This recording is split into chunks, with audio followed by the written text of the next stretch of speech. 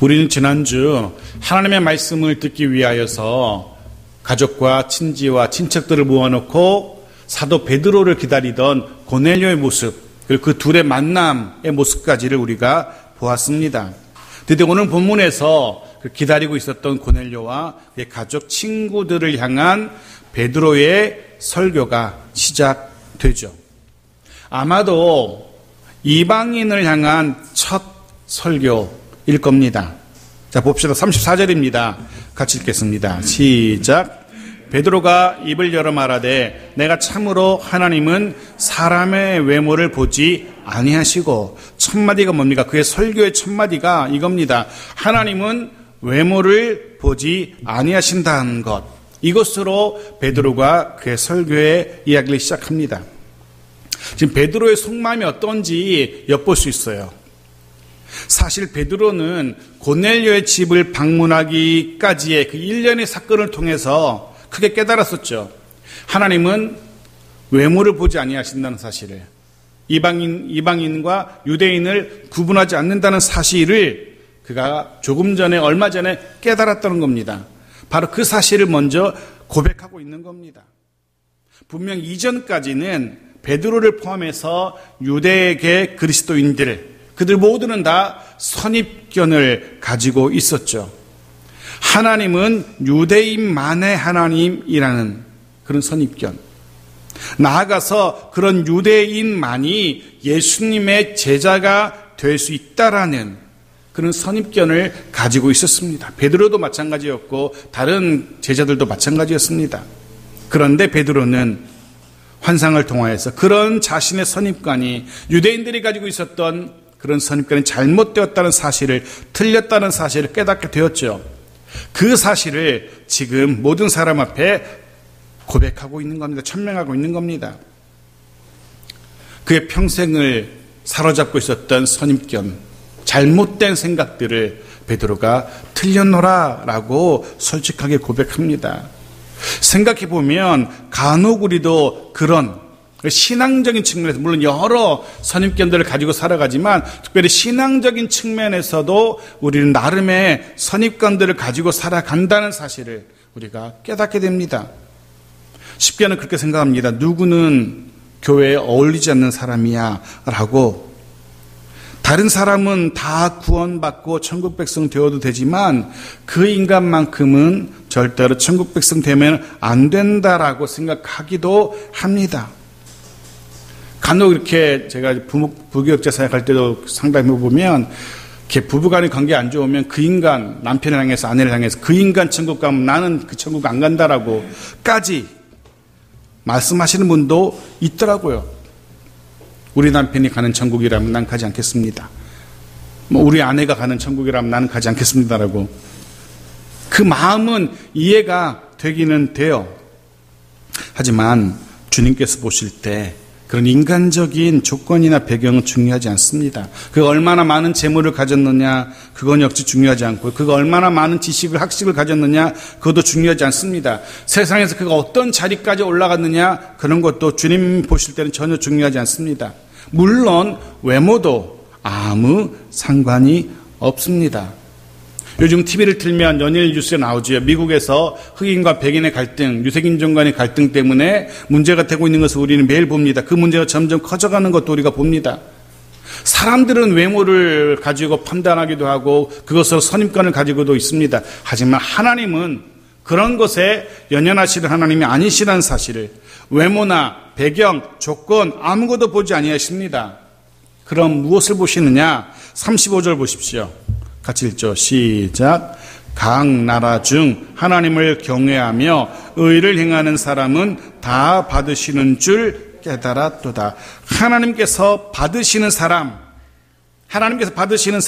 하나님의 구원의 조건, 천국 백성 되는 조건을 말합니다. 하나님께서 받으시는, 인정하시는 사람, 누구라고 얘기합니까? 먼저는 하나님을 경외하는 사람입니다. 경외라는 말의 뜻을 아실 겁니다. 존경하지만 동시에 두려워한다라는, 동시에 또한 사랑한다라는 그 모든 생각들을 다 담은 그런 표현입니다. 경외. 존경도 하고 사랑도 하지만 동시에 두려움의 대상이 되기도 하는, 그렇습니다. 하나님을 두려워할 줄 아는 사람, 또한 그를 사랑할 줄 아는 사람, 바로 그가 하나님이 받으시는 사람, 천국 백성 되는 조건입니다. 그의 인종이 무엇인지, 그가 무엇을 가졌는지, 그가 무엇을 누리고 있는지 그것은 중요하지 않다는 겁니다.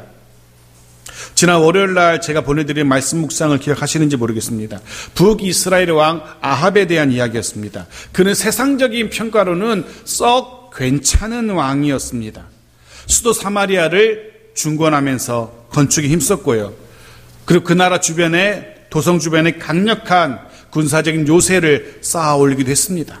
분명 군사적으로 또 외교적으로 정치적으로 꽤 괜찮은, 아니 훌륭한 세상왕이라고 할 수 있습니다.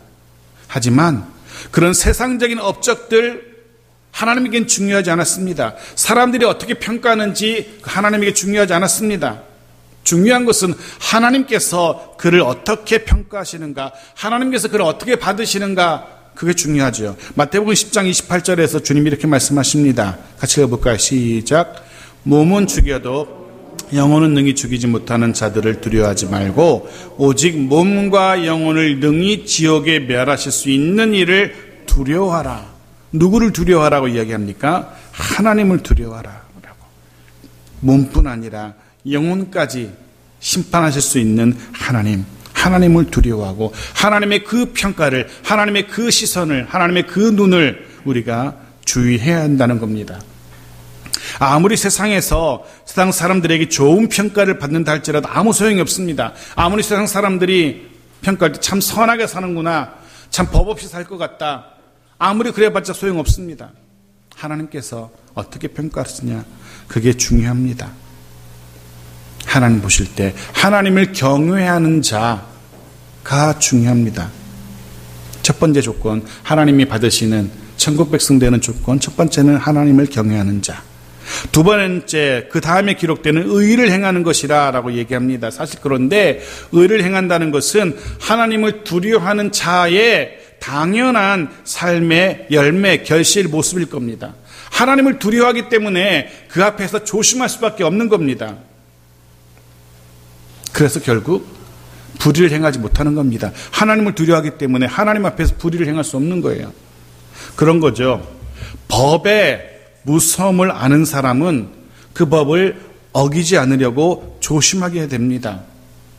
건강을 잃어본 사람이라면 다시금 그 건강을 잃지 않으려고 조심하고 또 조심하게 됩니다. 곧 하나님의 징계를 아는 사람은, 하나님의 그 징계가 얼마나 두려운지 제대로 아는 사람이라면 하나님을 두려워할 수밖에 없게 될 것이고, 그런 사람은 불의를 행할 수 없는 거죠. 하나님의 징계가 두렵기 때문에. 하나님을 두려워하는 자는 결국 의를, 자신의 삶을 돌아볼 수 있기 때문에 의로운 삶을 살아가게 되는 겁니다. 다시 한번 말씀으로 권면합니다. 먼저는 하나님을 두려워하십시오. 하나님을 두려워해야 됩니다. 그리고 그 두려우신 하나님 앞에서 의로운 삶을, 바른 삶을, 말씀에서 어긋나지 않는 삶을 살아갈 수 있어야 됩니다. 그럴 때 하나님께서 그를 받으십니다. 하나님이 그를 천국 백성 삼으신다 라고 베드로가 먼저 이야기를 시작합니다. 근데 사실은 이런 베드로의 설교는 구약적인 배경을 가지고 있는 설교입니다. 말씀입니다. 왜 그런지 신명기 10장 12절 먼저 보겠습니다. 신명기 10장 12절 같이 읽죠. 시작. 이스라엘아, 내 하나님 여호와께서 내게 요구하시는 것이 무엇이냐? 곧 내 하나님 여호와를 경외하고 그의 모든 도를 행하고 그를 사랑하며 마음을 다하고 뜻을 다하여 내 하나님 여호와를 섬기고. 아멘. 그렇습니다. 하나님께서 우리에게 요구하시는 겁니다. 하나님께서 사람을 지으시고 그 사람들에게, 하나님이 지으신 사람들에게 하나님께서 기대하시고 원하셨던 것 무엇이라고요? 하나님을 경외하는 겁니다. 하나님을 경외하는 까닭에 하나님이 말씀하시는 대로 행하고 마음을 다해서 하나님을 사랑하는 것, 바로 이것이 하나님이 지으신 사람들에게, 또한 저와 여러분에게 하나님이 원하시는 삶의 모습, 이것이 하나님께서 받으시는, 천국 백성 되는 조건이라고 하나님은 말씀하시는 겁니다. 하셨던 겁니다. 그런데 우리는 압니다. 문제는 사람은 그렇게 살지 못한다는 거죠. 사람은 그렇게 살지 못합니다. 솔직하게 우리도 그렇게 고백할 수밖에 없습니다. 이렇게 이 말씀대로 하나님을 경외하고 그의 모든 말씀대로 행하고 그를 사랑하고 우리의 마음과 뜻을 다하여 하나님만 섬기는 삶, 누가 자신있게 난 그렇게 산다라고 누가 말할 수 있겠습니까? 그렇게 말할 수 있는 사람이 이 세상에 아무도 없을 겁니다. 심지어 하나님을 경외하지 않습니다. 하나님을 사랑하지 않고요, 하나님을 섬기지 않습니다. 하나님을 두려워하지 않습니다. 오히려 세상을 사랑하고 세상을 섬기며 살아가죠. 하나님을 의식하기보다는 세상을 의식하며 살아가는 이 땅, 이 백성들인 것을 우리는 압니다. 심지어는 하나님을 적극적으로 버리고 세상의 소망을 두며 살아가는 이 땅의 수많은 사람들을 봅니다. 그리스도인이라고 교인이라고 말은 하지만 하나님이 아니라 세상을 더 의식하며 살아가는 수많은 그리스도인들의 모습도 우리가 알고 있습니다. 그러면 어떻게 됩니까? 하나님이 원하시는 것은 하나님을 경외하며 하나님을 사랑하며 하나님의 뜻대로 사는 것인데 그렇게 못 살아가요. 심지어는 하나님의 백성인 그리스도인들조차도. 그런데 그럼에도 불구하고 하나님은 그런 우리들을 포기하지 않으셨다는 겁니다. 구약적인 배경에 따른다면, 유대적인 배경에 따른다면 그렇게 살 수 없는 사람들을 하나님은 다 버리셨어야만 해요.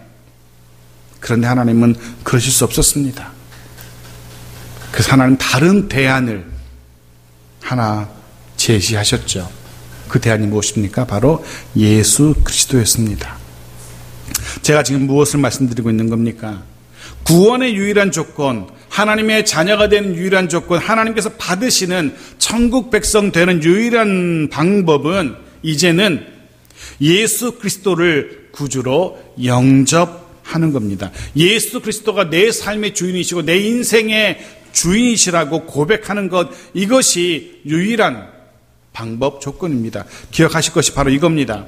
예수 그리스도를 믿음으로, 그 믿음으로 내가 구원받는다는 사실. 물론 그렇다고 해서 믿기만 하면 구원받는구나, 믿기만 하면 천국 백성 되는구나, 믿는다라고 말만 하면 하나님이 받으시는구나 해서 더 이상 하나님을 두려워하지 않아도 되는가 보다, 더 이상 하나님을 두려워하지 않고 내 마음대로 살아도 되나 보다, 그런 의미는 아니죠. 오히려 예수 그리스도로 인하여 구원받은 자답게 이제는 예수의 사람답게 예수의 영이신 성령 하나님의 인도하심을 따라 살아가야 하는 겁니다. 그렇습니다. 더 이상 우리는 하나님을 두려워하는 것, 그것에 연연할 필요는 없습니다. 하나님을 두려워해야만 내가 천국 백성 되는구나, 그렇게 연연할 필요는 없습니다. 이제는 예수의 영이신, 내 속에 계신 예수의 영이신 성령의 이끄심을 따라 살아가면 되는 겁니다. 에베소서 4장 24절 25절 보겠습니다. 같이 읽죠. 시작. 하나님을 따라 의와 진리의 거룩함으로 지으심을 받은 새 사람을 입으라. 그런즉 거짓을 버리고 각각 그 이웃과 더불어 참된 것을 말하라. 이는 우리가 서로 지체가 됨이라. 아멘. 에베소서에서 사도 바울이 선포합니다.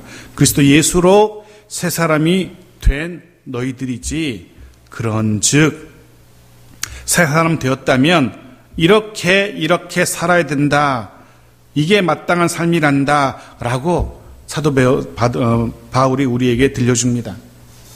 이렇게 살아야 된다. 무슨 얘기입니까? 구원받은 자답게 예수 그리스도로 인하여서 하나님께서 받으신 사람답게 살아야 된다는 겁니다. 이제 하나님을 두려워하지 않아도 되니까 내 마음대로 살아야지가 아니라 오히려 하나님이 받으신 자답게 예수 그리스도의 영을 품은 자답게 살아가야 되는 겁니다. 그래서 이제 베드로의 설교는 그런 구약적인 배경을 넘어서서 예수님에게로 옮겨가는 겁니다. 36절 보십시오. 같이 읽죠. 시작.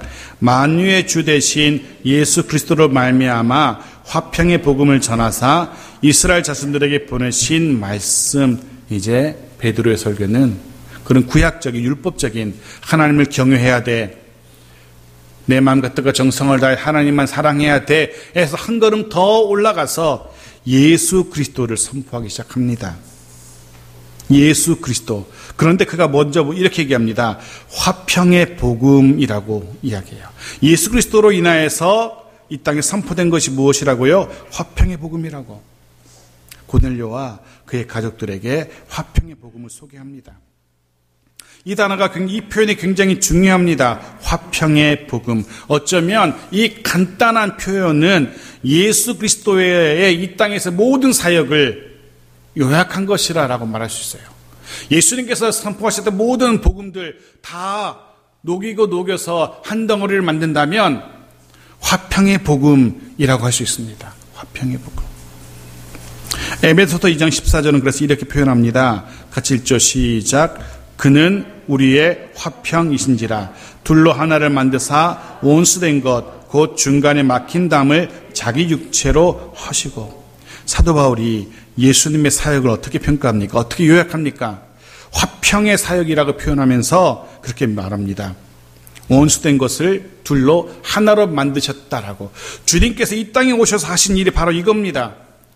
둘로 나뉜 것을 하나로 만드시는 것, 원수된 자들을 친구되게 하신 것, 바로 이것이 예수님의 사역이었습니다.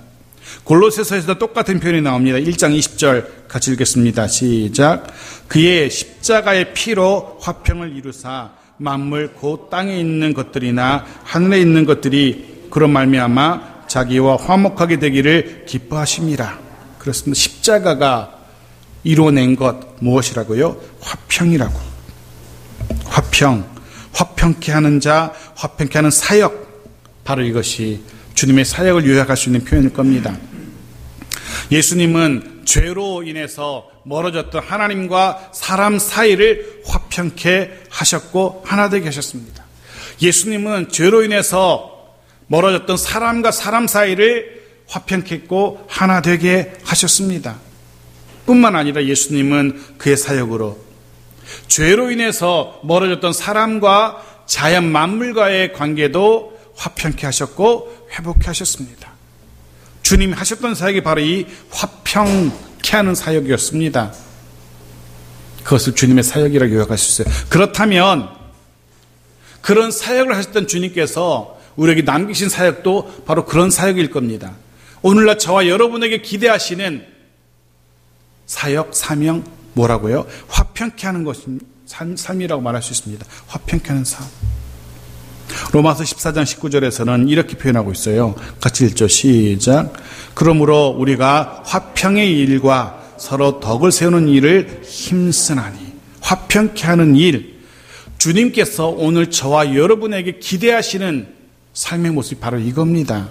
우리가 힘써야 할 일, 화평케 하는 일입니다.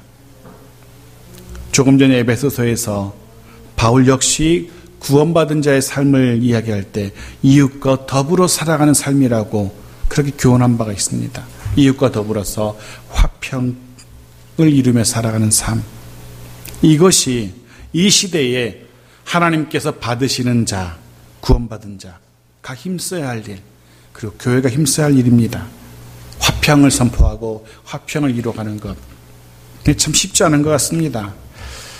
특히 이 시대에는 더 그런 것 같아요. 아시는 것처럼 교회가, 성도들이 앞서 나가면서, 앞서 걸으면서 세상을 향해서 봐라, 이렇게 살아가면 돼 라고 본이 되어야 할 텐데, 그게 본이 되어야 할 교회와 성도들이 지금 어떻습니까? 오히려 세상의 근심거리가 되어 있죠. 근심거리가 되어가고 있습니다. 더 냉정하게 얘기하면 사람들의 손가락질, 지탄의 대상이 되어가고 있는 그런 상황이라서 참 안타까울 뿐입니다. 기도해야 합니다. 그리고 더 노력해야 됩니다. 본이 될 수 있도록, 화평을 선포할 수 있도록, 그런 날이 속히 오도록 우리가 기도해야 될 때인 것 같습니다. 더더욱 힘써 기도해야 될 때인 것 같습니다. 베드로의 설교가 이어집니다. 계속해서 예수님을 선포합니다. 그의 죽으심과 부활에 대해 선포하고, 그리고 마지막에 이렇게 베드로가 설교를 결론냅니다. 43절입니다. 같이 읽죠. 시작. 그에 대하여 모든 선지자도 증언하되 그를 믿는 사람들이 다 그의 이름을 힘입어 죄 사함을 받는다 하였느니라. 베드로의 설교의 결론입니다. 그 결론이 무엇이라고요? 그의 이름을 힘입어 죄 사함 받는다. 그의 이름을 힘입어서 하나님께서 받으시는 자가 된다. 바로 이게 베드로의 설교의 결론입니다. 너무나 우리가 잘 알고 있는 사실입니다. 하나님의 자녀되는, 하나님이 받으시는 유일한 방법, 천국 백성 되는 유일한 방법, 그건 그 이름, 예수 그리스도 이름을 통해서입니다. 다른 방법, 다른 길이 없다는 걸 우리는 알고 있습니다. 주님도 똑같이 말씀하셨죠. 요한복음 14장 6절 같이 읽죠. 시작. 예수께서 이르시되 내가 곧 길이요 진리요 생명이니 나로 말미암지 않고는 아버지께로 올 자가 없느니라. 주님이 선포하신 일이고 또 베드로가 선포했던 말씀입니다. 그리고 이제는 우리가 이 세상을 향해서 선포해야 될 이야기입니다. 예수 그리스도만이 길이요 진리요 생명이심을 이야기할 수 있는 우리 모두가 되어지기를 간절히 소원합니다. 그리고 그 설교를 듣고 고넬료와 모인 모든 사람들이 예수 그리스도를 구주로 고백하죠. 44절 그 뒤에 이런 일이 이어집니다. 같이 읽죠. 시작. 베드로가 이 말을 할 때에 성령이 말씀 듣는 모든 사람에게 내려오시니 그곳에 모여서 베드로를 통해 선포된 하나님의 말씀을 들은 모든 사람들에게, 그리고 예수 그리스도만이 길이고 진리고 생명이심을 고백한 그들에게 성령이 임하십니다. 성령이 임하십니다. 그 뒤에 보니까 그들도 성령이 임하신 증거들이 나타납니다. 아마도 방언을 말했을 것이고 아마도 찬양을 하나님께 올려드렸을 겁니다. 드디어 이방인에게, 고넬료와 그의 가족들에게, 이방인에게 성령이 임하신 겁니다. 예루살렘에서 시작된 성령의 임재가 이제는 유대와 사마리아를 거쳐서 이곳 가이사라까지, 이방 땅까지 확장된 겁니다. 예루살렘 유대인들에게서 시작된 성령의 임재가 이제는 이방 땅, 그리고 이방인 고넬료에게까지 확장되었던 겁니다. 이 사실이 더 중요한 이유는 부정하게 여겨졌던 이방 땅, 이방인들이었습니다. 우리는 봤습니다. 이미 이방인들은 부정한 자, 불결한 자로 여겨졌다라고. 그런데 그런 이들에게, 부정한 자로 여겨지고 있었던 이방인들에게 거룩하신 성령이 임하신 겁니다. 있을 수 없는 일이 일어난 겁니다. 즉 이제는 더 이상 이방인들이 부정한 자가 아니라는 겁니다. 거룩하신 성령이 임하실 수 있도록 정한 자가 된 겁니다. 그들의 부정과 불결이 다 씻겨지고 정하게 된 겁니다. 누구를 통해서요? 무엇을 통해서 이방인, 부정한 자로 여겨지는 자들의 그런 부정과 불결이 씻어졌습니까? 바로 예수 그리스도, 그의 피로 고넬료와 그의 가족들, 그의 친구들의 부정과 불결이 씻겨졌고 그들에게 드디어 거룩하신 성령이 임하게 된 겁니다. 에스겔 36장 25절 26절 마지막으로 읽고 말씀을 정리해 볼게요. 같이 읽죠. 시작. 맑은 물을 너에게 뿌려서 너희로 정결하게 하되 곧 너희 모든 더러운 것에서와 모든 우상 숭배에서 너희를 정결하게 할 것이며 또 새 영을 너희 속에 두고 새 마음을 너희에게 주되 너희 육신에서 굳은 마음을 제거하고 부드러운 마음을 줄 것이며. 600여 년 전 선지자 에스겔이 예언했던 내용들입니다. 그 예언이 베드로를 통하여 고넬료의 가정에 성취되고 있습니다. 그 예언대로 고넬료를 비롯한 모든 이방인들에게 맑은 물이, 즉 예수 그리스도의 피가 뿌려진 겁니다. 예수를 길이요 진리요 생명으로 고백한 그들에게 맑은 물, 예수 그리스도의 보혈의 피가 뿌려진 것이고 그 피로 그들이 정결하게 된 것이고 정결하게 된 그들에게 예수의 영이신 거룩하신 성령 하나님이 임하시게 된 겁니다. 그래서 이 고넬료의 회심의 사건은 엄청나게 중요한 사건이라는 겁니다. 이방인도 예수의 피로 거룩하게 씻겨지고 그들에게 성령이 임하시게 되는 문이 열리게 된 겁니다. 아직도 예수 그리스도를 알지 못하는 수많은 사람들, 우리의 가족들, 친지들에게 맑은 물이신 예수의 보혈의 피가 뿌려지기를 소원합니다. 그들 속에도 거룩하신 영, 예수의 영이신 성령께서 임재하시기를 주의 이름으로 축복합니다. 말씀 마칩니다. 하나님께서 받으시는 사람 누구라고 이야기합니까? 먼저는 하나님을 경외하는 사람 맞습니다. 하나님을 경외하기에 하나님의 말씀을 두려워하며 그 말씀의 법에 순종하는 사람입니다.